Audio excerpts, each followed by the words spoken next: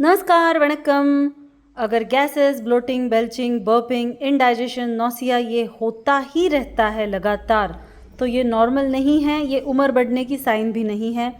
System के बाहर नहीं, सिस्टम के अंदर कुछ गड़बड़ है।